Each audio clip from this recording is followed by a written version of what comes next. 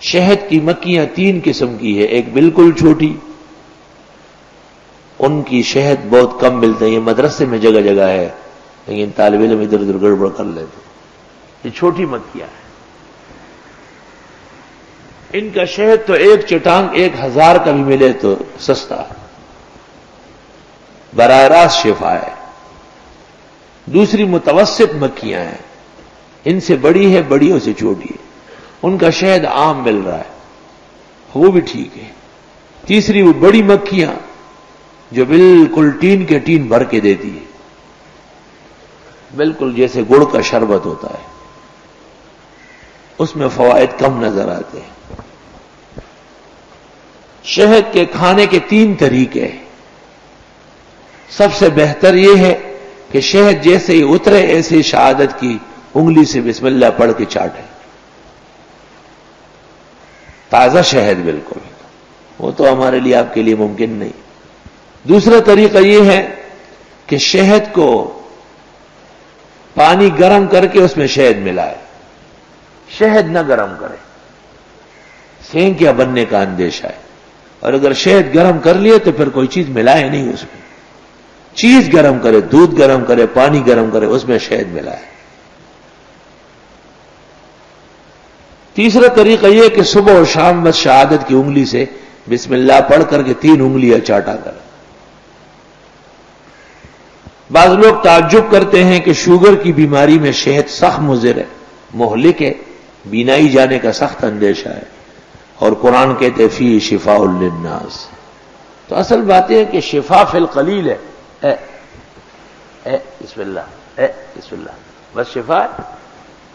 آپ جو چمچے بھر بھر کے اور اس کو جو ہے نا گڑ کا شربت سمجھ کے پی رہے، یہ شفا ہے؟ یہ تو دا ہے۔ اور پھر شفا ان امراض کے لیے جن کے لیے وہ مفید ہے، جیسے پیٹ اور معدے کے تمام امراض کے لیے مفید ہے۔ قوت با میں انتہائی اکسیر ہے، دودھ، شہد، انڈا، تینوں قوت با میں ہے۔ داؤد علیہ السلام کی 1000 بیویاں تھی، حق تعالیٰ کو درخواست کی کہ خدایا کچھ کمزوری محسوس ہو رہی، اللہ تعالیٰ نے حکم دے دیا کہ انڈا کھایا کرو۔ ہمارے رسول جناب نبی کریم صلی اللہ علیہ وسلم دودھ اور شہد بہت استعمال کرتے تھے۔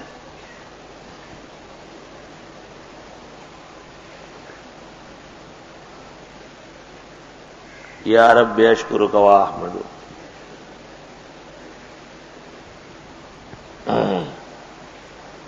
یار میں نے شہد کا ایک دفعہ شفا دیکھا ہے، شاید قدرت نے دکھانی تھی بس۔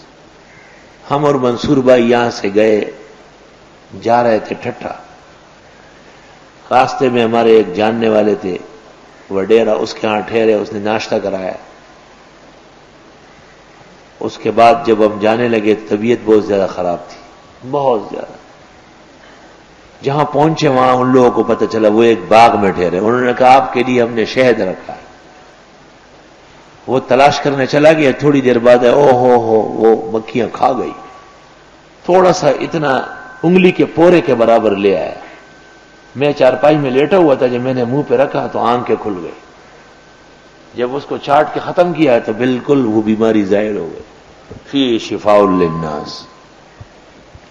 نبی کریم صلی اللہ علیہ وسلم کو ایک شخص نے شکایت کی تھی کہ میرے بھائی کا پیٹ خراب ہے، آپ نے فرمایا اسقہ عسلا، اس کو شہد پلاؤ۔ اس نے پلایا اور کہا او ہو بہت خراب ہو گیا۔ فرمایا ربی صادق و بطن اخیک کاذبا، میرا رب سچا ہے، فی شفاء للناس، تیرے بھائی کا پیٹ جھوٹا ہے، اور پلا، اور پلایا۔